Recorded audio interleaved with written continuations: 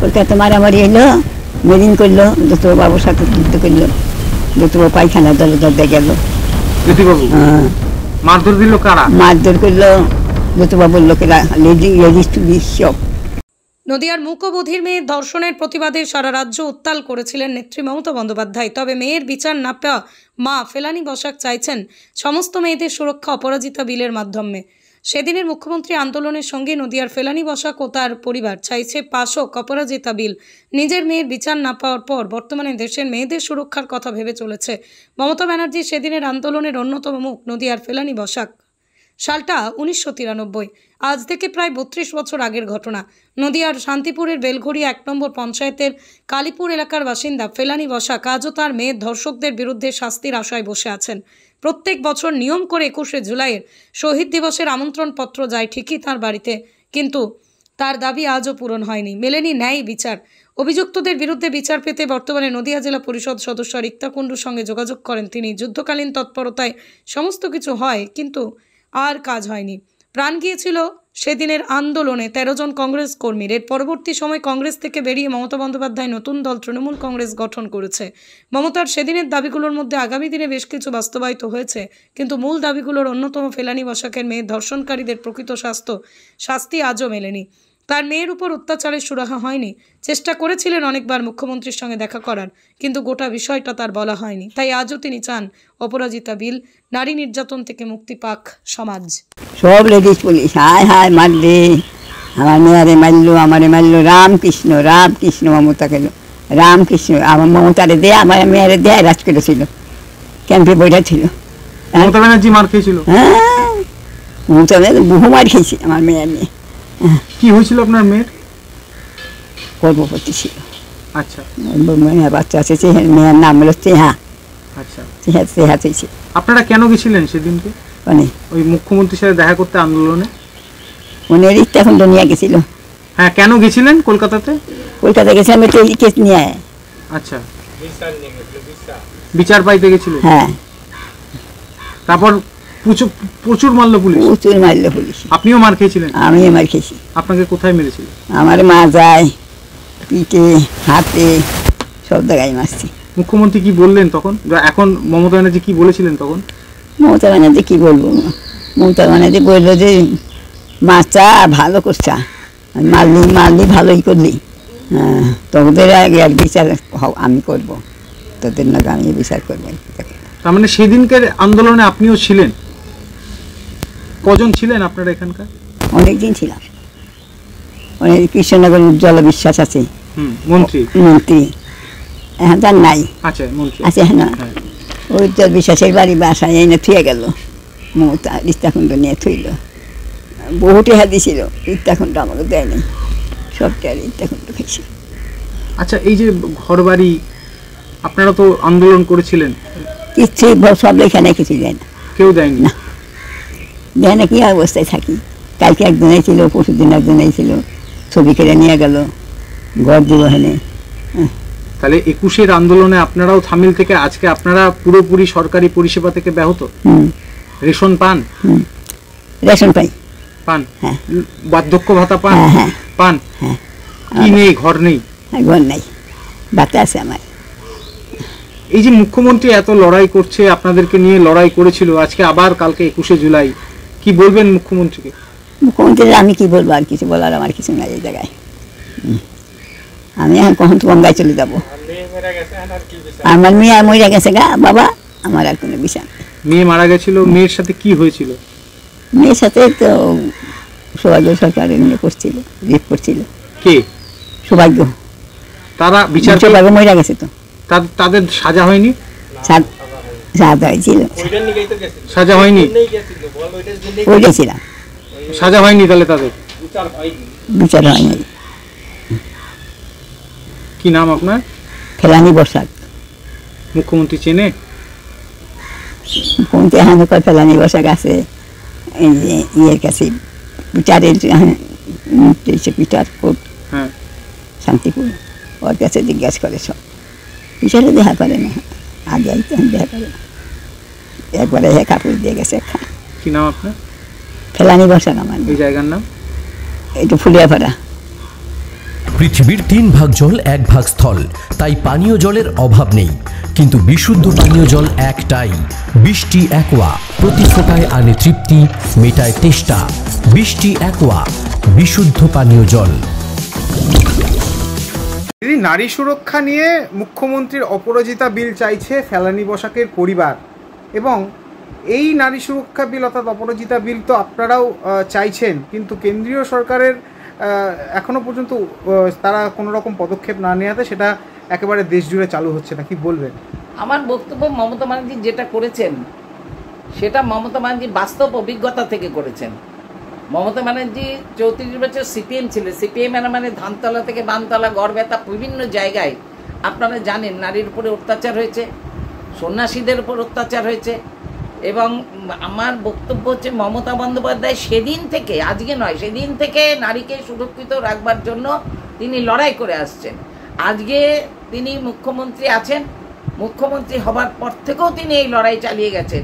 তার শেষ দেখুন, সেইটা আইন সিদ্ধ করবার জন্য বিধানসভায় পাশও করিয়েছেন। এবং আমাদের কেন্দ্রীয় সরকারের যতটুকু দায়িত্ব আছে, তারা যদি সত্যিই নারীকে সুরক্ষিত রাখতে চায়, তাহলে একটি রাজ্যের বিধানসভায় যে বিলটা পাশ হয়েছে সেই বিলটাকে তাদেরও সমর্থন করে সেটাকে আইন সিদ্ধ করা উচিত, যাতে নারীরা যাতে সেখানে সুরক্ষিত থাকতে পারে। এই ফেলানী বসাকের যে উনি মেয়ে ছিলেন, তার মেয়েরও নাকি দায়িত্বভার নিয়েছেন রাজ্যের। শুনুন, আমি প্রথম দিন মেয়ে যখন জন্ম হয়েছিলেন তখন মমতা ব্যানার্জি তার নামকরণ করেছিলেন, এবং মমতা ব্যানার্জির দায়িত্বেই, মমতা ব্যানার্জির তত্ত্বাবধানেই তার মেয়ে বড় হচ্ছে।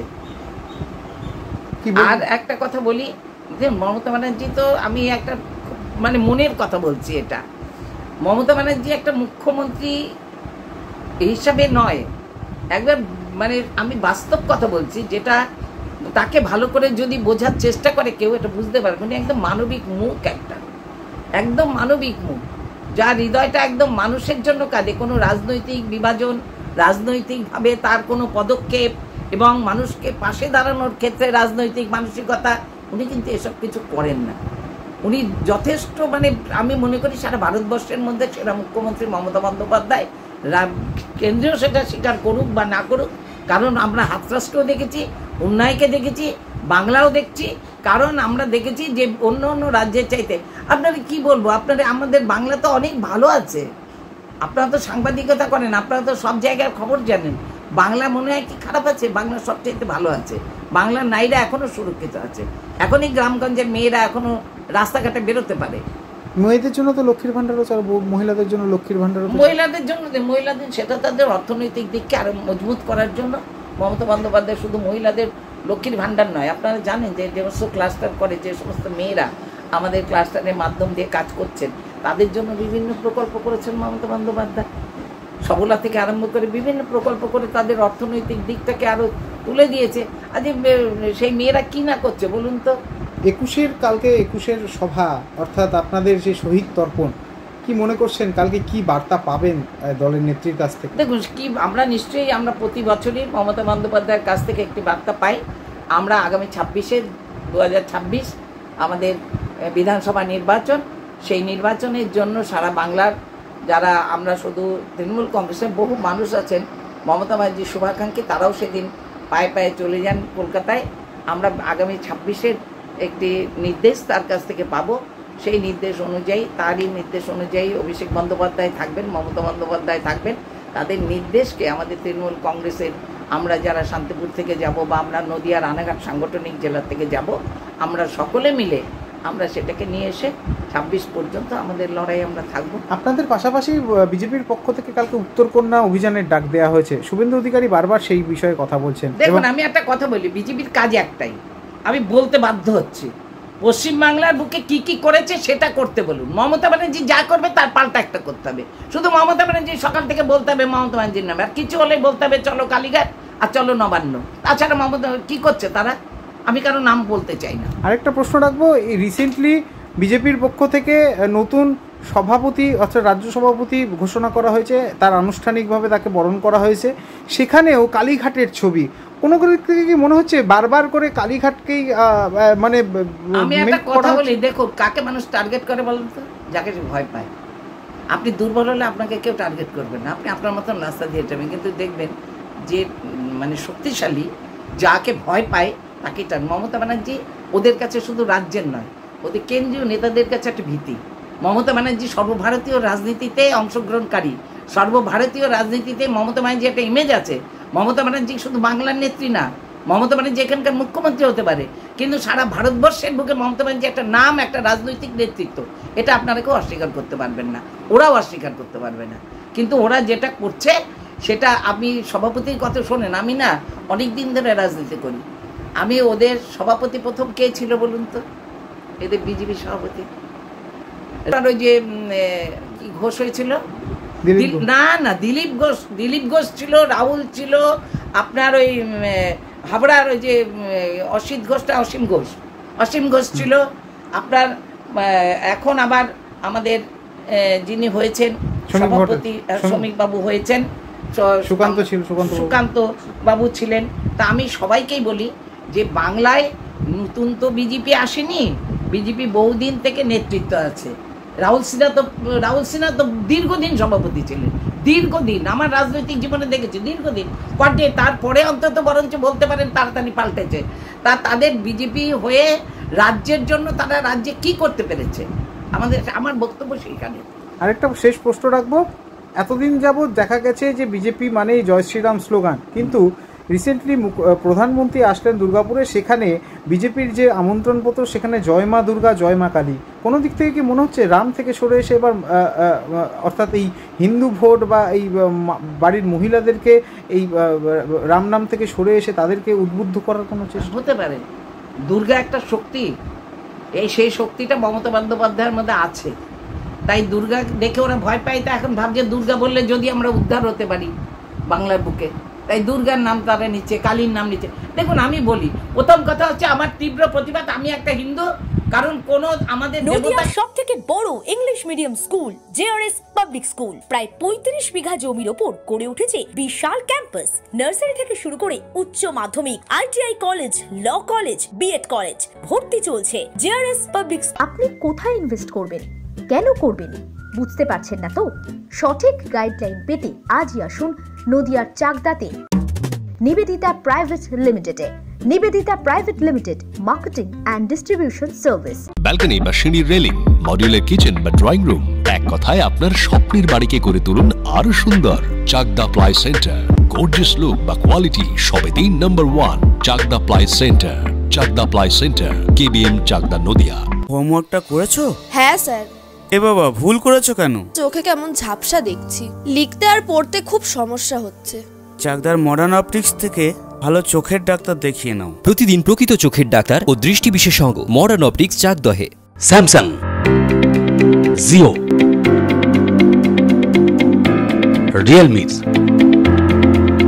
নদিয়ার একমাত্র অথরাইজড ডিস্ট্রিবিউটর ঘোষ কমিউনিকেশন, থানার মোড়। রুম রে মাত্র 1500 টাকা থেকে স্টার, খাওয়া দাওয়া রিজনেবল প্রাইস। নদিয়ার একমাত্র 3 স্টার ক্যাটাগরি হোটেল এনবি সোনার বাংলা হোটেল, কল্যাণী এইমসের ঠিক উল্টো দিকে, কল্যাণী, নদিয়া।